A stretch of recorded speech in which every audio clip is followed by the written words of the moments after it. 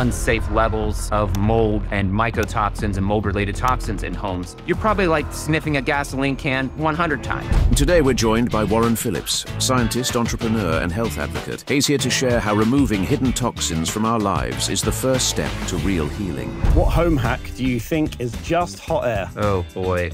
Well, here's one. It's in your kitchen. This is a touchy subject and there's some truth to it, is that olive oil is not good for cooking at all.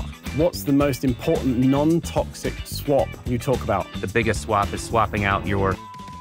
I always look at things, what do you do every day? And it's a non-negotiable. Choosing a non-toxic lifestyle becomes easier when you're surrounded by the right energy. What can we do other than not living in a house and living in a cave and being a hermit? Like, what can we do to optimize and minimize the risk? You got to choose building materials that have lower...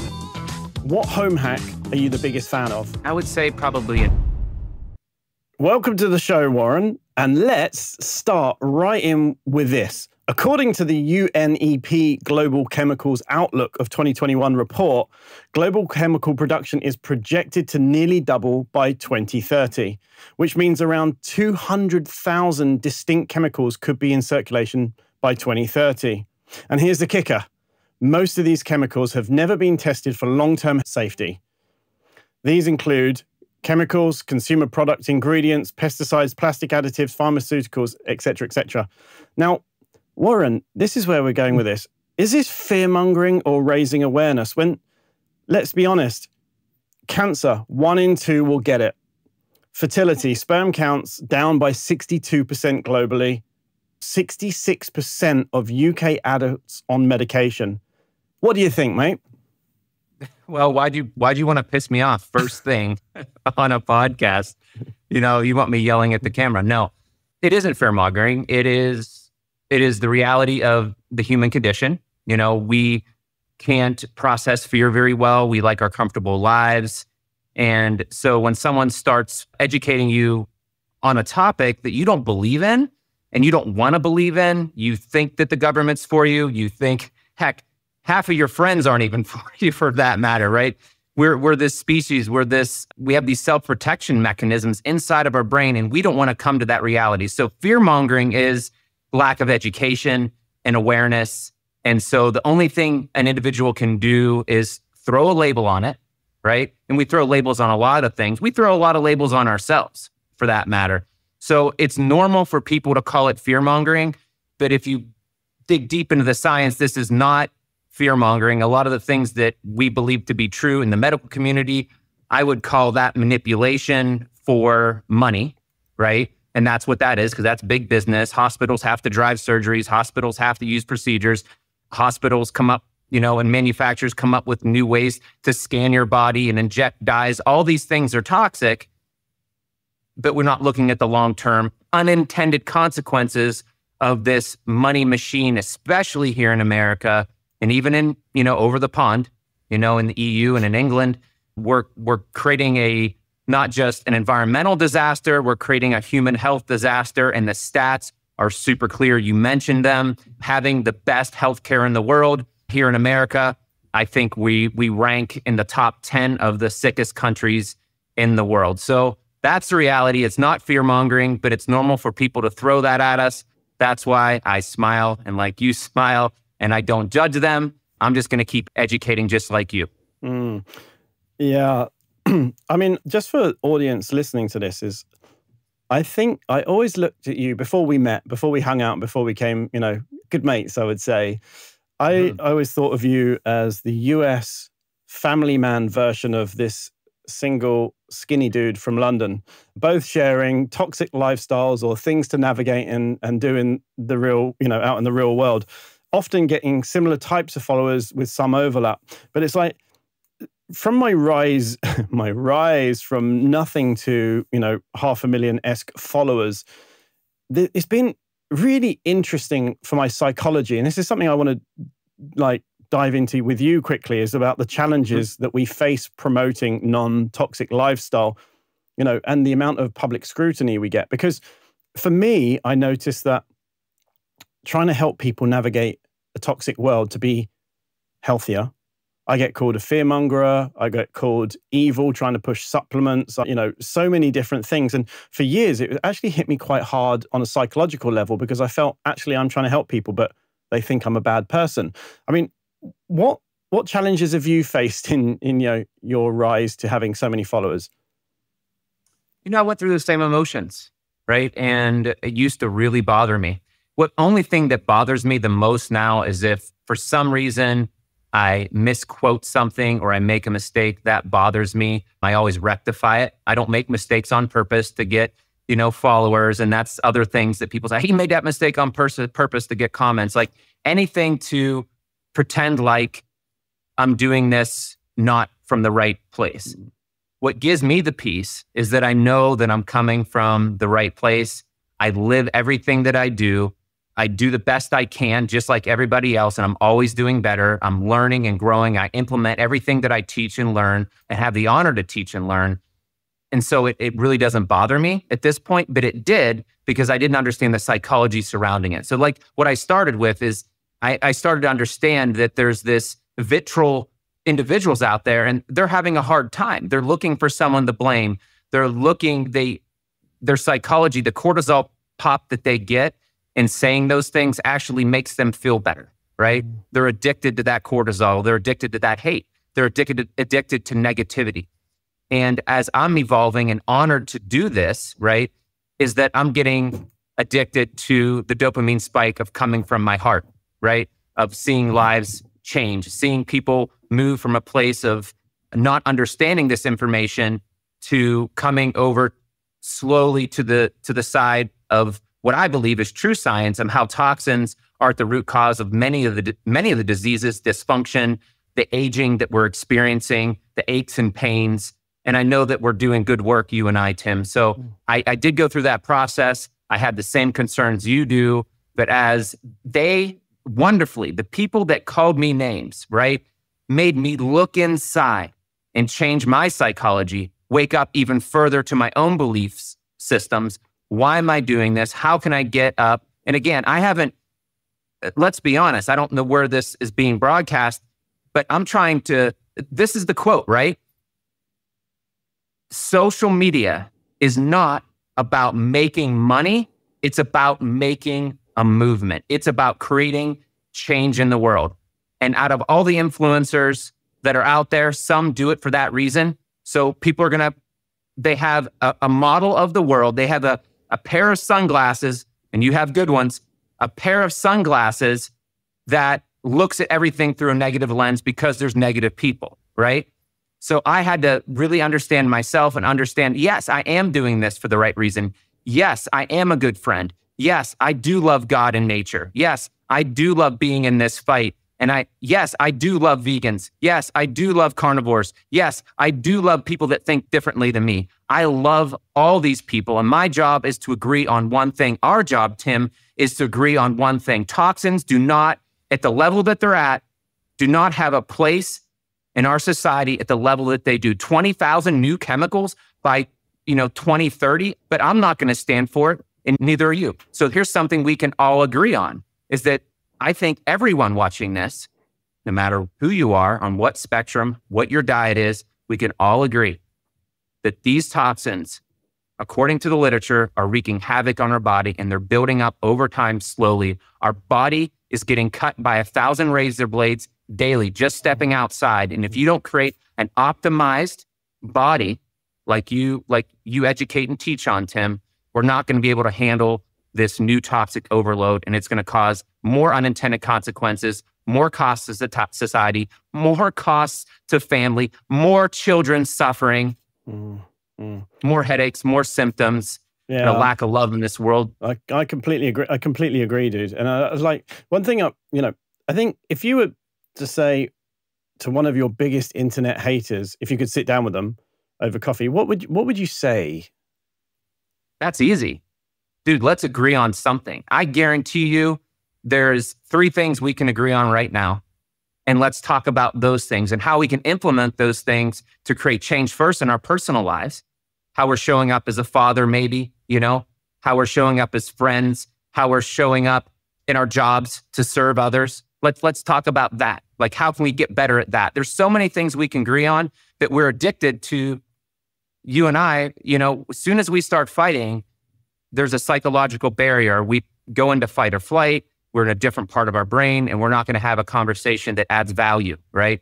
I personally am not going to waste energy in a conversation, in a fight, because I have limited energy, right? So do you. We have multiple businesses as entrepreneurs that are trying to create massive change in the world and help people, right?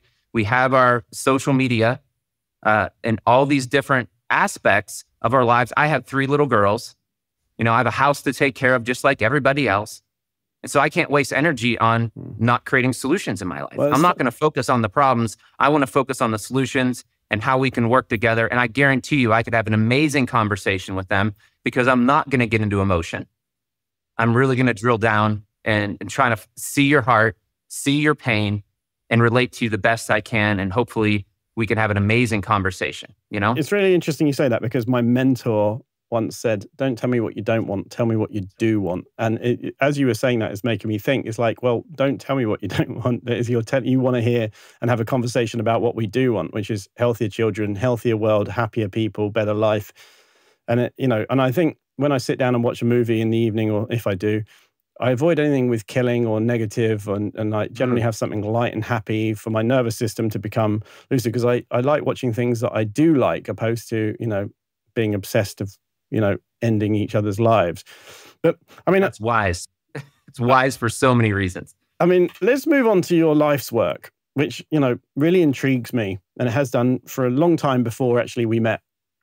You have these 5 key pathways, right? How do the 5 pathways, consumption, inhalation, absorption, frequencies, mindset, contribute to our total toxic burden? And if you were to pick one, which one is most critical? Yeah, I would say probably ingestion. Simply because, inhalation and ingestion, because ingestion is, where we're getting the bulk of our toxicity, I think, through our food, especially processed food. And if you live in a moldy home, it's going to be inhalation, right? Because that's just going to override everything. But I think overall, all things considered, you live in a relatively healthy environment. Your home, your second skin, the walls of your home are protecting you and not poisoning you, right? It's keeping you free from the rain and the toxins that are outside. You're filtering your air. It's going to be the things that we're eating. Absolutely. The level of chemicals, pesticides, herbicides, these are all known carcinogens. It's not even, to be a carcinogen or maybe a carcinogen or, all the different designations. These are known carcinogens, right? That are entering into our body through our ingestion, going into our bloodstream, being processed by our liver, the things that we're drinking, our kidneys, and it's loading up our cells, causing hormone dysregulation, inflammation at the cellular level to the point where our cells aren't able to hear certain hormones. Our cells aren't able to bring nutrients in. It's not able to expel intercellular toxins out of the cell, causes our cells to self-implode, and die, and create senescent cells and wasted cells. It just wreaks massive havoc. And I think ingestion is our number one exposure. So changing your diet to clean foods is going to be a way to lower your inflammatory level, not only because of sugars, right? You have not only the toxins in the food, you also have the massive amount of sugars and artificial flavors, which are chemicals. Some of them were, pesticides that became sweet and sugars. It's crazy, how we repurpose things and call them safe at low levels, and they wind up in our food supply. So that would be number one. It's really interesting because so many things cause inflammation. It's crazy, and inflammation is a response to something or other happening to us that we obviously we need antioxidants for this to help reduce inflammation and things. Something I realized, recently learned from Gary Brecker, was about hydrogen water in more detail. And in fact, he was on stage in Dallas, and he put an ORP, basically a redox potential meter, into a glass of tap water, and it showed that it was plus 200, indicating it's pro-oxidant, standard water. He then put in a molecular hydrogen tablet, and it went to minus 300 redox potential, which means basically it's antioxidant. And so I ordered one in that moment. I went onto Amazon, had one delivered to the house. When I got back to the UK, I picked it up, got a glass of water. measured it, and it's like, it's right. Even though it's reverse osmosis, double filtered water, it was pro-oxidant. And so I then put it into my, my hydrogen bottle, and it went to -300. I then added some Celtic sea salt, and it went to -350, indicating that the anti-inflammatory effect of the water became better. So even water, if it's processed water, even when it's reverse osmosis, is still pro-inflammatory. It's mind-blowing, right? Yeah, I mean, I have hydrogen tablets, at my house. I even have a product, I've had it for 8 years before it was popular. And so using hydrogen is tons of science on it. Again, Gary Brecka, other experts out there, push those things. And I agree with most of what they're sharing. The science really backs up hydrogen. It's going to donate those electrons your body needs. It helps with weight loss, and energy, cellular energy, all the things that we need, right? If we were drinking from a spring that was structured, I would take that all day, right? The further we get away from nature, right, the more stress on our body there's going to happen, right? So just to wrap up your point, what you're saying is even some of the things that we think are healthy, because we have to strip out all these chemicals with our RO systems, even if we put back in a remineralization filter like I have and likely you have, it's still not real water. It's still not water from nature, right? It's not designed. It doesn't have the minerals. It doesn't have the energy, the frequency of nature, right? So next to me, right now, I have an LED light that I absolutely hate because it is flickering, likely. I don't know if this particular one does. So it's flickering, right? My eyes have to adjust to that flicker. So it's causing neurological damage, inflammation in my brain, headaches, which can move down in even actually into my adrenal glands and cause fatigue and weigh me down, right? Blue light doesn't have red light in it, right? Which your mitochondria needs, okay? And even LED red light therapy, yes, it has a certain wavelength, but the sun has all the red wavelengths, right? So again, we're supplementing, Tim, as biohackers, right? As health optimizers. I use a red light. But here's the difference. In nature, there's no flicker. The sun gives constant, perfect, evolved light frequency into our body. I think it adds up to 2/3, don't quote me on this, but right around here, 2/3 of our mitochondrial energy comes from that light. And we're living outside of nature. Our ancestors didn't have to deal with that, right? Other frequencies, your electricity in your home, pulses, kind of like a flicker in light, pulses. Guess what the energy from the earth does? A constant flow. So these magnetic fields, which is a type of EMF, literally are pulsing our cells, causing inflammation and cellular destruction. Yeah. So all this modern stuff, and we have to supplement the best we can with these biohacks, is what's causing our issues, right? Pesticides, herbicides, all these outside in, monetizing, who cares about our human body? And here we are. It's actually really funny you say that, because something that anyone listening to this can do right now is get their iPhone, if they've got an iPhone or whatever, open up your camera and put it on to slow-mo video, right? And then record the lights around you, and you will see what is flickering because the slow-mo picks it up. It's insane. I mean, I've got a blue LED light here and above as well. The ones above flicker, and you can see on the screen, it's flick, flick, flick, flick. And yeah, you're right. It's pro-inflammatory, even something as basic as light. And it's really crazy because I actually heard Dr. Jack Kruse say that sunlight converts omega-3 into a DC current. So it's the only lipid that is able to turn into a DC current for our energy production from sunlight. Now, if sunlight does that, what does fake junk flickering light do to our energy production? And bearing in mind, when sunlight hits our skin, it sulfates cholesterol into hormones. What does this fake flickering light do to us? So I feel like a bit of a hypocrite right now, sitting in a podcast studio telling people to get more natural light and how inflammatory it is. But I'll take one for the team on this. So Warren, one of your points is frequencies. Okay. Now, for the audience or the guys listening, what does that mean? Is that EMFs or is that something else? Yeah, I mean, there's different toxic frequencies, right? And that's, one of my pillars, which is energy, right? And that could go over into mindset. Mindset is a frequency, it's energy as well, right? How we think really affects our physiology. That's frequency and energy, our unconscious mind, all of that stuff. We'll just put that on the shelf for a second. But let's talk about these toxic frequencies that are outside, right? That are in our homes. And so we have electromagnetic fields, we have magnetic fields, and we have radio frequencies, which is going to be your Bluetooth, your television towers blasting you, the 5G and 4G towers, your AM and FM radio actually affect your body too. I just learned that. I've been studying that. So these different types of frequencies, and then lighting is a frequency. So these are all different frequencies. And let's just, make this clear.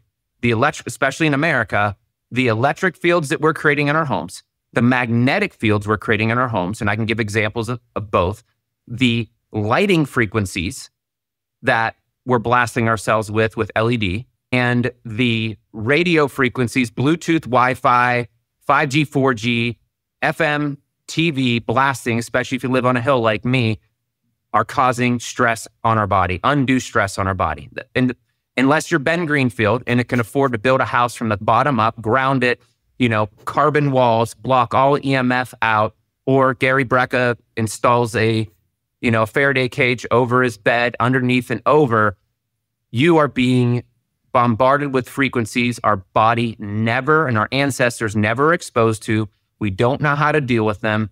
Most of them are pulsing, affecting us at the cellular level, causing inflammation, disease, hormone disruption, linked to cancer, linked to autoimmune conditions, linked to ADHD and other brain and neurological problems. That is the ball of wax when it comes to EMF and frequencies and what we're dealing with in this world today. These fake frequencies, fake light, fake energy, faking out our bodies, making us sick. Pretty simple. Also, I'd like to add in fake people. So I just want to move on because you talked about the differences in light quality, but on the topic of grey outdoors, here's a stat. According to the US Environmental Protection Agency, EPA, indoor air pollution levels can be 2 to 5 times higher than those outdoors. So what should we know about indoor air quality? Oh, this is one of my favorite topics. You must watch my videos. And it doesn't get enough clout, right? Just like the indoor air quality of our cars, right? Thousands of chemicals being released and creating one of the most highly polluted indoor air quality. It would set off every meter. A brand new car wouldn't be allowed if that was at a business. The amount of toxins would throw off OSHA, would throw off EPA levels. So, but we ignore all that because we all need cars. They get a pass, right? Our homes also get a pass.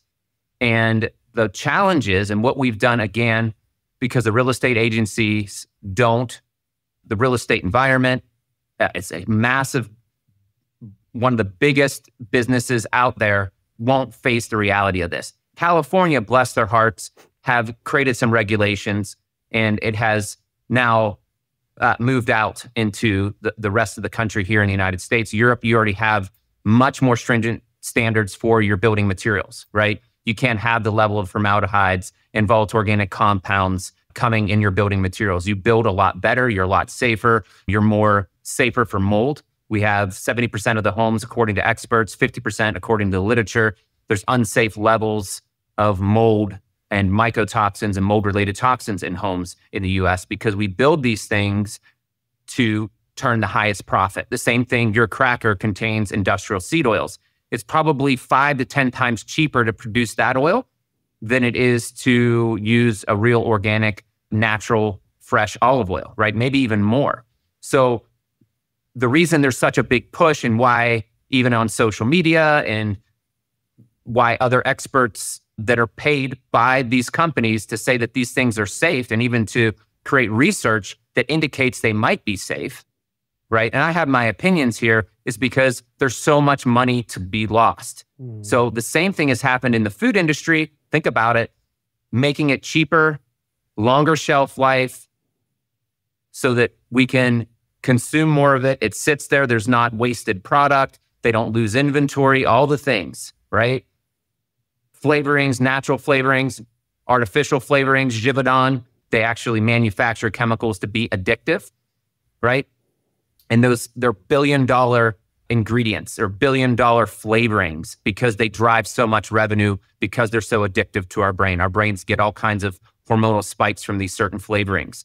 So even scents, the same thing. Flavorings and scents, these neurotoxins come in, they stimulate different pleasure centers in our brains. So all of this comes down to cash. There's the food industry. I think I'm just trying to paint a picture for you. This happens in the building industry, especially in America. So we found ways to build cheaper and less expensive and cheaper building materials that off-gas more and more chemicals, because these chemicals are cheaper than doing natural solid wood, right? We use waste products of wood to create particle board, sawdust, and we put a bunch of toxic glues and squish it down in the process because it was a waste product from a sawmill, and then we turn it into a board with a bunch of toxic glues, and then we throw them in homes because the cost of a solid wood board or even, laminate like in plywood, the cheaper, the cost of the less toxic the wood, the more expensive. The cheaper the wood, the less expensive. In homes today, the wood, the paint, the flooring, it's all chemical based. It's all petroleum based, chemicals, plasticizers, toxic glues, which are all come from petroleum products. So it's driving that industry as well. Then we throw them up in a home and we wonder why. So here's the stat. A newer home, you will breathe. It's like just in a regular home, like you said, the outdoor air quality versus the indoor air quality. So let's just say it's between, actually, it's even more than that, 2 to 5. Some would say 10 times more toxic than your outdoor air. That's because of these toxic building materials, the drywall, your couches, the carpets. These spun little carpet fibers are polyester plasticizers with chemicals that are off-gassing, and they're so small. There's so much surface area in that little tiny twill of plastic. It's off-gassing all these chemicals. They have glues on the back to hold these toxic fibers. And then you have a bunch of glued, toxic, recycled glue and plastic foam with more toxins. And we put this into our home. So not even like a super toxic home, like brand new. It's like probably sitting there and sniffing a gasoline can a couple hundred times. But the normal home, you're probably like sniffing a gasoline can 100 times. Think about it. Would you allow your child to sit down with a gas can and sit there and breathe it for, 5 minutes? Would you?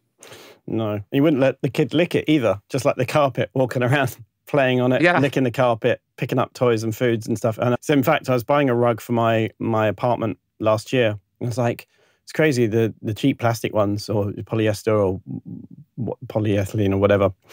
Yeah. They're $300 or whatever. The wool ones are $1,500, $2,000. And it's like, well, actually, when you think about it, it's actually a lot easier. It's actually a lot easier to grow wool than it is to make all these chemicals. And yet it's so readily available and cheap. Remember, if you want to learn how to take control of your health and you're sick of traditional healthcare and temporary fixes, you should come to the Health Optimization Summit. You can join other like-minded enthusiasts and meet the world's leading minds in health, wellness, and science. You can even test out a load of groundbreaking health tech and latest supplements. Get your tickets at healthoptimization.com. So what can we do other than not living in a house and living in a cave and being a hermit? Like, what can we do to optimize this and, minimize the risk? Yeah, I mean, you got to choose building materials that have lower VOCs or buy houses that are used and off gas. There's a lot of way to avoid them. But, I would say if you're all excited to get your first home and it's a condo and it's brand new and it has toxic insulation, the junkiest of junk, right?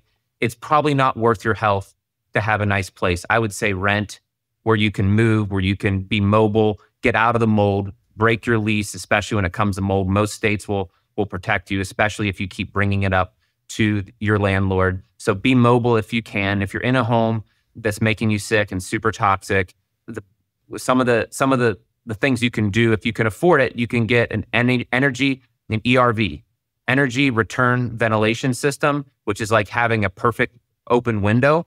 So you can literally just installing one of them, depending on the size of your house. Some people, big house, you need two, but it will filter the air from the outside, so you're not getting the particles and, you know, allergens and things like that. So it's not quite HEPA filter, but pretty high, probably MERV 13 or so, depending on the perfect open window energy return ventilator you buy. And that fresh air will dilute a lot of those toxins by 50%. So say you have a little bit of older home, you don't have a ton of, you know, brand new furniture and brand new carpets. This is going to cut probably 50% of the volatile organic compounds and toxic load in your home. If you can't afford that, what I used to do was I'd open a window and blow in fresh air when it wasn't humid as best I can and kind of just ventilate the home. And then concurrently, I'd run a dehumidifier just to make sure that humidity level doesn't get up above 50%, because if it stays over 50% for 24 hours, you're going to start growing mold. So you can, simple as opening a window. I love, anytime I can, I crack a window at night, especially when I'm sleeping, because I found in the past, this is how I discovered this, I couldn't sleep. So many toxins in this new condo, which I've done, same mistake as many of you have made. I couldn't sleep because the air quality was so bad. And I eventually got my bedroom through opening a window. And then eventually I installed an energy return ventilator, and I was able to live. I actually stopped living in my condo for a while, and I had to move out for a couple months and stay with a friend until I could figure out these levels of VOCs. I measured them. They were well beyond anything that is safe, not even close to healthy levels. I mean, it was exceeding, say it was 1,000 parts per million VOCs, right? At minimum, you want it to be like 100 for it to be safe. I don't know if these are exact numbers, but I couldn't even get it there. So I had to seal all my ductwork, do all kinds of crazy stuff, did it all myself because I couldn't afford it. But I was hell bent on getting those numbers down. So it was simple, opening a window, making sure that humidity stayed low. That's really going to help. That's a simple solution that we all can make for our indoor air quality. That's really, really funny that you say that, because we really have arrived at the same place that's before we knew each other. So I would find whenever I was flying, I would get a headache. And it's partly the dehydration side of things and remineralizing. But also, when I started testing the air quality, it was very high in VOCs and very high in carbon dioxide and very low in oxygen. And it's a high pressure environment. It's like, well, actually, you know, I'm not getting enough air for my body to operate correctly. It's literally, you know, holding on for dear life, you know, for 8 to 10 hours. And so then I realized when I got back to my apartment, I was like, well, actually, I sleep with the window closed, and sometimes it gets a little bit, the glass gets foggy. It's like, so, you know, I measured it, you know, like through the night and had a meter that read through the night. And the carbon dioxide levels were high. There was low oxygen and the VICs were high. And it's just like, opening up the window can really help me. And then I noticed that I slept probably 15 to 20% better, something like that. Then I stacked that with some reverse osmosis, remineralized water before bed as well. So the higher oxygen and the higher mineral content and hydration helped me sleep significantly better. And it's like stacking these things up. So I lost the rug in the bedroom that was polyester, and I replaced it with a wool one and all these things. So optimize these bits. And I love hearing that you've done these things. The other thing is that with air quality is also cooking in the house. And I've got a Jasper home air filter, which just has a 2.5 reader on it, but it picks up a lot of other things. And it's like actually, this is pretty toxic when you're cooking, you know, depending on the heat that you're using, and it's picking it up quite crazy. So I often open up the balcony door, but because it's London, the air is pretty bad quality, to be honest. And when I open up the door, the Jasper starts filtering because it goes crazy, because I've got an air filter in the house for the circulation, but the outside air is not so good. And anyway, then I was scrolling on your Instagram a couple of weeks ago in prep for this. And one of the things that you said was, for $15, go to Walmart, wherever, get yourself a fan, stick a filter over it, and then turn it so it's facing, blowing the air outwards, sucking the air from inside the house and blowing it out. So you can get an air filter almost super cheap for $15. And it's just like, that's a genius idea when you're cooking. It might be a bit extreme for some people listening to this, but I thought it was a genius idea for $15. I actually, how I knew that, and I've seen some other videos on it, but it reminded me when I couldn't afford it, that's what I did. I had a box fan. You know, I knew about HVAC units and AC units. And I'm like, let me just tape a fan to this thing, tape it. It's MERV 13. It's super high volume. I actually did the math on it. It has some of these $1,000. Now, Jasper's a better unit. Let's just make that clear than this. But some of these $1,000, $500 units, it's moving about the same volume, if not more volume of air. And you don't necessarily need a HEPA to remove a lot of these particles that are toxic to your body. And you can get it down to like a MERV 11, and it'll run forever. And I just ran the one that I made in my garage, and it's so dirty. Just running it in my garage, it keeps dust off of things. It's a highly effective way to remove particles. And here's the reason you want to remove particles from your air. Those mycotoxins, those mold spores, mycotoxins in particular, and other fungus, they need a carpet to fly on.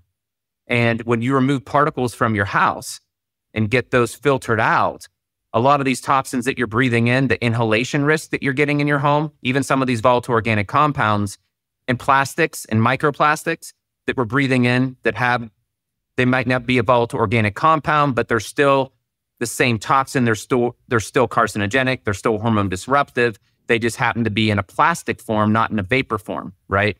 They're solid toxins but when they get in your body, they can still be released, the phthalates and other toxins inside of these plastics, BPA, BPS, the bisphenol groups.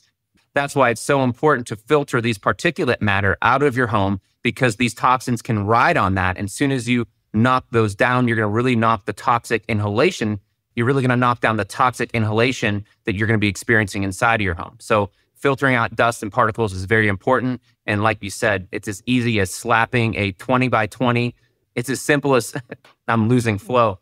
It's as simple as grabbing a 2020 MERV 13, MERV 11 air filter on a 2020 box fan, putting a couple bungee cords around it, turning it on.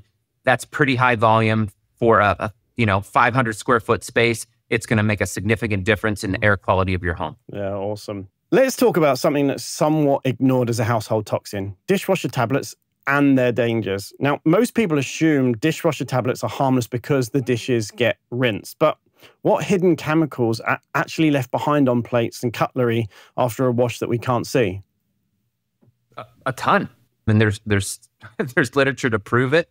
One of the most dangerous things it leaves behind is because a lot of these chemicals are antimicrobial, right? You want to clean your dishes. We're into this clean frenzy. This is, with fear and Clorox and all this stuff that started probably in the 90s of having ultra clean environments, which are really dangerous. So we developed these products that have antimicrobials, antifungals, surfactants, all petroleum-based, all the cheapest types or the least expensive types of cleaners you can get. You put it in a fancy little tablet with a bunch of colors that makes it just like you're going through a car wash. Oh, look at the colored bubbles, Daddy. Like all this stuff to excite us about the cleanliness of our dishes, the shine of our dishes when our friends come over and they're selling this emotion to you of cleanliness so that your friends don't judge you. Because if you have spots on your dishes, oh my gosh, you're such a bad human, because of the spot on your dish. You need, extra toxins that are going to come inside of your body to make sure it's rinsed free. But these chemicals, the biggest and most nasty are these antifungals and a lot of these rinse aids, even that sometimes are in the tablet, sometimes they're external. They destroy, and the research shows that they destroy your microbiome, the very thing that makes you healthy, that keeps you connected inside of your body. You mess with this, someone's microbiome. This is fact, this is fact science. There's a fingerprint. If you have diabetes, you have this crappy microbiome. If you have obesity, you're going to have this crappy microbiome, right? Mapped. Picture. Very similar, missing certain bugs, because these bugs interact with our genes to downregulate inflammatory genes, weight loss genes. There's this beautiful symphony, and we're just starting to understand it and how they talk back and forth with our cells. Even parasites. Some parasites are healthy at low levels, of course, as well. So there's this beautiful story of a microbiome that's evolved or created, whatever you believe, over millennia to activate our genes and our health. And we're eating these chemicals on our dish that are destroying the very health of our microbiome. And let's be clear. Someone who's healthy and robust, like an athlete, has a fingerprint of a microbiome that's healthy. You want that same fingerprint. Your dish detergent, and maybe we'll talk about your laundry detergent, does the same thing. It destroys that microbiome, changes your fingerprint, leading to disease. Period. End of story. It's interesting because I did some content on this a while ago and it went pretty big quite quickly. I think it was 1 million views in a week or so. One of the things that when I was researching it, I found interesting was there's something called alcohol ethoxylates, which basically think of them as punch holes in your gut. And they are in dishwasher tablets. So pretty bad. So not only are you killing your microbiome, you're also punching holes in the gut, which we're all trying to fix the lining of our guts. Everyone seems to say, oh, I've got leaky gut or whatever. Yeah. And so no wonder. And it was like, well, what can you do about it? Well, the thing is what I found is that one, if you use a dishwasher, which I personally have a pet hate for them because I like going into a mind space and washing up and being almost, in a meditative space as I'm doing it. But for those of you that do, or when I do, rinse properly yourself. I mean, this is probably the best bet to do it because nearly always you see like a nice film on the dishes when you've used these traditional tablets and you can smell it. So rinse them off. There's a brand in the UK run by 2 young founders, which I'm a big fan of, called Dip. And they're like sheets and you tear a sheet off and you put it up into your dishwasher. Again, as clean as you can get that are super effective. So I love this. And also innovative, against big laundry brands and stuff like that. So, you mentioned laundry detergents and their dangers. Now, they say that our skin is our other mouth, right? And residues from laundry detergents remain in the clothing fibers, meaning that you're absorbing them through your skin 24/7 when you're in bed, on your pillow, on your clothes. And as you sweat and your pores open up, these chemicals are going in. So how dangerous is it that we wear these detergent residues against our skin every day? It's sickening that it's still allowed. That's all I can say. I'm imagining, a family that thinks that their Tide is healthy and it's good for their family, right? Toxicity and a toxic lifestyle is lack of education and knowledge. And these people are being marketed to, they're being lied to, that this stuff is the way to go, that it's safe, and it's 100% not. I mean, it's even putting particles and VOCs in your home when you're washing. If you put a VOC meter, it would peg it, the amount of toxins from not just the petroleum-based cleaners and brighteners that are in there, right, that are off-gassing, which you can smell. The fragrances, clearly in the literature, it's clear in the literature that they're considered, right out of the literature, you can read it, these are notorious toxins. They're notorious. The literature proves it, peer-reviewed literature. This isn't at the highest level. Know that these things are dangerous for our bodies to breathe in, causing allergic reactions in probably 30% of the people watching this right now, triggering headaches and allergies, just the allergies, let alone how they're linked to cancer and other, neurodegenerative conditions. And they're being allowed inside of detergent and being marketed to using, once again, psychology to make you think that this is the way to go because your clothes are what? Brighter. That's a chemical. You smell like that spring fresh. Your house smells so clean. Chemical, right? With propellants as well to make the smell go further. Clean is nothing, right? Clean is nothing. Walk outside of your friend who has just, even if they're washing their clothes, but they're adding bounce dryer sheets. It will stink up the whole neighborhood. These things are so powerful.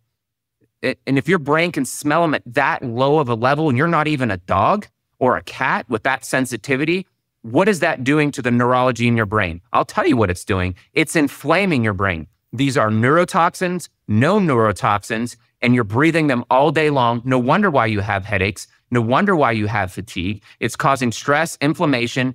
You don't have enough antioxidants. You can't take enough supplements to counter-effect all the toxins you're being exposed to. And it's a simple fix. You can use, there's all these companies that use natural, like Truly Free here in America. There's so many other companies that have this stuff. Branch Basics just got into Target. according to Instagram. Like they're another one, right? I don't know them. I know Truly Free, but they're really good products, non-toxic. If they do put smells, I don't like anything in mine, but essential oils can be there to kind of remove your addiction. We went back to Givaudan, right? This chemical fragrance and flavoring manufacturing company. They design these toxic chemicals, which also have hormone disruptors like phthalates. There can be up to 1,000 different chemicals in one fragrance because of trade secrets. They don't have to divulge that information. 1,000 different chemicals in there. And it's not just designed to smell well. It's designed so that you get addicted to it. And then someone like me who doesn't use them, I get around you and I actually get sick. I'm like, I just got to get away, right? Because that your brain can't concentrate on those chemicals. You don't know how strong it is. You don't know, you don't understand or feel the damage like you would if you get away from it, right? Your body kind of adapts. It has to use resources. It's just it's an insult that can be easily fixed. And it's a travesty. It's like smokers, actually. From ages 16 through 25, I smoked quite heavily. And, you know, when I drove to see my grandparents who didn't know I smoked, I would have a cigarette in the car. I'd get to the end of the road before their house and I'd be like, okay, blow all the air out, flick the cigarette away, you know, like dust myself off and hope that they, you know, wouldn't notice it. And yet, now when I meet someone that smokes, and they didn't smoke, now when I meet someone that smokes, you know it. You know it because your nose is so attuned to not having smoke around. And I think it's the same when you use these detergents. It's like, actually, people notice it. It's the same with perfume. You know, if we wear a perfume or aftershave, our senses dull down and we don't notice it, but everyone else does. And it's like our body's super smart and adaptive like that. It's like, again, with the laundry detergents, again, it's actually a very interesting place right now because, you know, I think there's brands that used to be super clean in the UK, less so these days, is Ecova and then Method in the UK and US, which were bought out, I think, by one of the big laundry firms. There's, again, the brand dip that I use in the UK are, again, sheets which you can tear off and just stick it in. And they're super clean. They're not perfect, as most brands that are effective, but they are minimal. And one of the statistics I heard recently, so there's a brand called Mythos, okay? Mythos skin cream, which I've talked about, and it's got copper peptides, tallow, sweet almond oil, niacinamide, and it's super good for your skin, right? Now, why am I talking about Mythos? Well, in my quest for having a non-toxic life myself, or as low as possible, skin cream was always something that I needed, right? But when you look into it, in America, apparently there's only 11 chemicals banned from cosmetics, right? 11. Then in Europe, how many is there? 1,300 to 2,000 chemicals banned, right? Yep. Let that sink in for a second. And now Switzerland, which is where Mythos is made, and it's a 25-year-old founder that started it up because he saw a gap in this space. And in fact, I'm mentoring the dude now, and it's just growing so well. And that's the thing I love about these brands that I talk about and you talk about. It's like they are trying to make a difference in the world. And things like Mythos is doing super well because it's super clean. And I love that stuff. And I talk about it all the time, not because I have a vested interest. I do, but I'm helping them grow to help change the world. I don't have anything to do with Dip in terms of investment or thing, but their product is great. So I think, you know, when you think about like the compound effect of all of these things that we're doing all day, every day, are we cooking? Are we having the window open? Are we using laundry detergent? Are we using dishwasher tablets? Are we using vinegar, for instance? Are we using 5, 6, 7 different creams, potions? Are we using toothpaste with fluoride in it? Like, people are like, oh, you're just paranoid, you're fear-mongering. Well, the thing is if you cut this down by compound effect alone, you're going to be minimizing, cutting out 60% of it just by trying a little bit harder.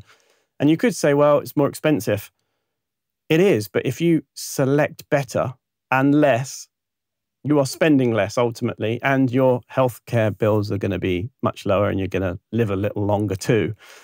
It's a minefield, isn't it, dude? It is a minefield. And, you know, like I released my new book, Non-Toxic Living. And, you know, one of the things I say over and over again is that this is a marathon. This is not a race. If you can change one thing a week and that's all you can handle, because we all have a lot of different stress, this shouldn't be stressful. It should be fun, because every decision you make to remove these toxins, and some of them are it's just an education thing. Some of these changes will actually save you money because you don't need dryer sheets, right? You don't need some of these other toxins. You don't need perfumes. Like there's a lot of money savings. You don't need a 14-step skincare, right? And you're so right about 11. They just redid that. And the ruling, it was like since 1952, they haven't revamped the chemicals that are banned in cosmetics. And they just did it recently. And I think they added like 2 or 3 more. That's it. Or maybe none. I'd have to go back and look. But even when they revamped it with all this new studies and research, they still didn't ban anything. I'm like, are you freaking kidding me? Like, you guys, better, but it's so money driven. So don't let money and money worry and fear, right, stop you from making good decisions for your family. You can take time. Don't live in fear. Make one change a week, one change a month. Get rid of all the toxins, pull out all the air fresheners, all the plugins. You don't need to buy any of that stuff. We're saving you money, right? Even when it comes to food. Once you get more satiated and start eating these healthier foods, you eat less and your bill's about the same because you're not going out to eat anymore, right? And you're not buying bags of chips that are $6, $7, $8. Yeah. But here it is. Like, just so you know, guys, that I'm the same. You're giving me excuses for failure, right? That's what it is. It's too expensive. No, it's not. That's just an excuse for failure, right? What we teach our kids is, let's make a decision and a plan that's going to create success and the outcome we want in our life. You want to be healthier? You got to start making these decisions, and toxins are at the root cause of the reason you don't feel well. What is that worth? Even if it did cost more money, right? So anyway. It's super interesting. I'm looking at how community connection and everything helps with our health, right? And we talk about epigenetics, which is our environment, and part of our environment is the people in it. And I came up with a line the other day.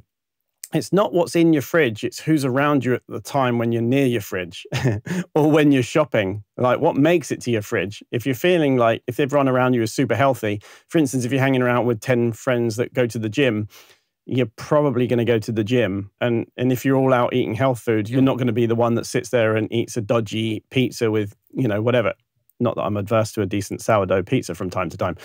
But it's really interesting how, set yourself up for success and not failure. And I think, even if people take 1% of what we talk about online, not 100%, because we don't expect everyone to do everything. And even we don't do everything all of the time. Like, we do sometimes let our hair down, obviously, but we try to do the best as much as we can. So I don't think anyone should really feel stressed from this. It's like, this is how far we can go, but we choose to do this much because it's worth the energy, low risk, high reward. So absolutely, man. So I just want some simple steps for the listeners before we round up today, dude. Yeah. Let's do a quick fire round of things that people can do. So, what home hack are you the biggest fan of? What home hack am I the biggest fan of? I mean, I already said it, like opening your window. That's probably one of the easiest ways to reduce toxic load. Now, Beautiful. if you're in a home that in outdoor air quality, it's bad, I would say put in an air filter, even do one of the box fan trick like I show on Non-Toxic Dad's Instagram. Lovely. So what home hack do you think is just hot air? Oh boy. Well, here's one. It's in your kitchen, right? And this is a touchy subject, and there's some truth to it, is that olive oil is not good for cooking at all, right? And it actually, in the research, shows at lower temperatures, it can actually add polyphenols into your food and be healthy for you. So that's one of the ones that I call BS, is saying throwing out the baby with the bathwater. Yes, olive oil can denature a bit, but it has such a high antioxidant and polyphenol content. It can still be used, and it can add flavor, and it can add love to your life, because of it's just extreme quality, right? Now, it's always best to consume it raw, and you're going to get all of that benefit, but you can cook with olive oil. I call Fubi on that one. Yeah, I'm with you 100%. And if people look, actually, if you get a good extra virgin olive oil, that's important because of the high polyphenol count, then cooking with it, the antioxidant stops the oxidation so much. So actually, I love that you said that, dude, because I've only ever seen one person that's in alignment with me on that. And I think it was Max Lugavere from memory. Anyway, number 3, what health hack is a non-negotiable for kids? Health hack non-negotiable for kids. The first one that came to mind to me is just clothing, right? You could talk about food, of course, but a hack, I would call it more of a hack is not, food isn't a hack, right? But I think a hack could be the types of material you're putting on their body because of the BPAs and the phthalates that are leaching through these plastic clothing. You're heating it up, creating sweat and a chemical soup that's absorbing right into your skin, right into your body, storing these hormone disruptive compounds. I think the quote now is girls are developing now, is it either 6 or 8 years puberty compared to in the past, it might even be 8 years. So all these hormone disrupting compounds, it's an easy hack. Switch them out to natural fibers, and that's going to make a massive difference on your child's health. Linen is having a big comeback right now everywhere for clothing. Huge. But my one would be, and I've got to jump in on this one, is floor cleaner. If you've got hard floors, using chemical floor cleaners, not clean natural ones, because kids are walking around on it barefoot. We are as well, licking the floor, playing around with it. Pets as well. Pets are getting more and more sick as time goes on. Okay, so number 4. What's the most important non-toxic swap you talk about? The most important one of all. If you could pick one, what does your gut say right now?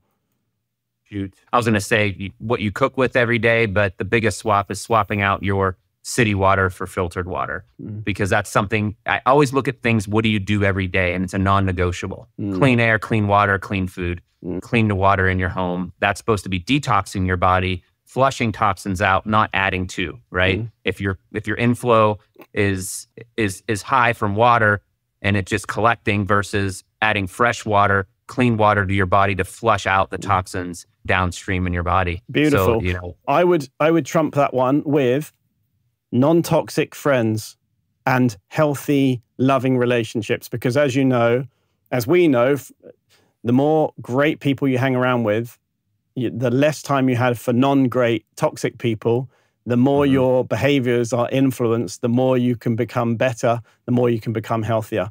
That would be my personal non-toxic swap. It's massive. It's hard for people to understand that energy and that frequency. It's like, it doesn't get the fanfare, but I'm glad it's like, that would be mine because it changes everything. Everything else downstream becomes so much easier. Choosing a non-toxic lifestyle becomes easier when you're surrounded by the right energy, right?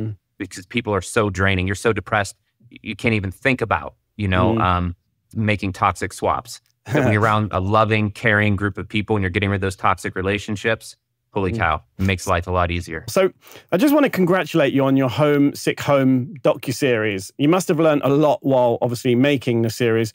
Now, what was your, I'm going to get you with this, biggest eureka moment when doing it? Oh my gosh. I think in this one, I didn't understand the level of EMFs and how it can cause disease in a home. And there's one of the series talks about these 2 dogs. And I know these people personally. I actually chose them to be a part of this series. And they had these 2 dogs and they don't have kids. They have all the financial stability in the world to do whatever they want, multiple homes. Their dogs are their children. They're fed the perfect diet, raw food, the best supplements. Everything is perfect for their children, these 2 beautiful dogs. Exercise, loved everything, but they were sleeping in their little dog beds, both of them.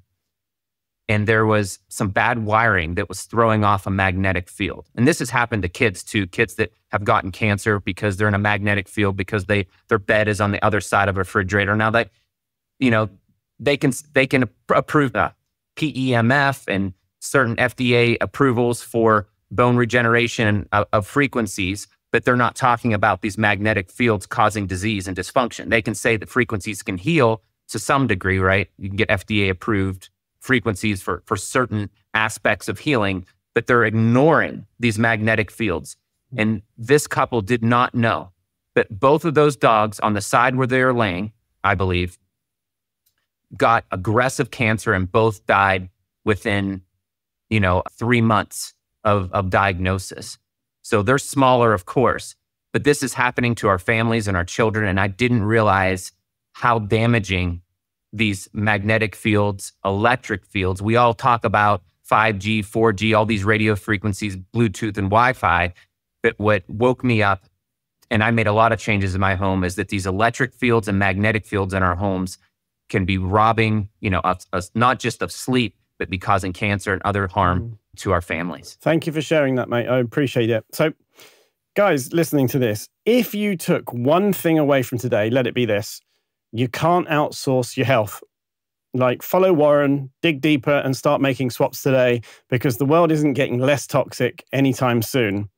But you can get stronger. And for those of you who are listening, follow Warren at Non-Toxic Dad on Instagram, as well as various other places. And obviously, everything's going to be in the show notes, so you can follow him and ask any questions and whatnot. So thank you very much for listening today, guys. Warren, I love you. Thank you very much for coming on the show today. Thank you for being the dream MC at the Health Optimization Summit in Austin a few weeks ago.